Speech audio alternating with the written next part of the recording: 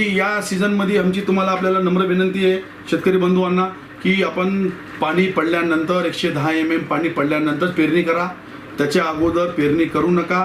अजून पेरणी तुम्ही केली तर तेच प्रॉब्लेम येणार. बी बियाणे निघालं नाही, काल बोगस आहे, हे प्रॉब्लेम ते प्रॉब्लेम. पहिली गोष्ट. दुसरं, आपल्याला मी अगोदर म्हणलेलं आहे की तुम्ही खरेदी करताना तुम्ही बिल, पक्क्या बिलमध्ये मटेरियल घ्या. पक्क्या बिलमध्ये तुम्ही पाहून तुम्हाला काय लागते तेच घ्या. जबरदस्तीचं कोणतंच वाहन तुम्हाला आमचे दुकानदार देणार नाही, तुम्ही बी घेऊ नका. आणि असं काही लिंकिंग फिंकिंग कोई हे घ्या ते घ्या असं काही विषय नाही.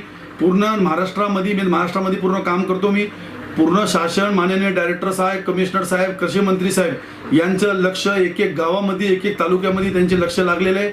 एक एक आपले तहसीलदार राहू द्या, कलेक्टर राहू द्या, ग्रामसेवक राहू द्या, यांना पूर्ण पॉवर देण्यात आलेले. म्हणजे इतकं काही चुकीचं काम कोणी करणार नाही. पोलिसला पॉवर देण्यात आलेले. म्हणून असं काही वाटत नाही. काही एखादी घटना घडली तर पूर्ण व्यापारी खराब असतात असं काही नसते साहेब. ओके.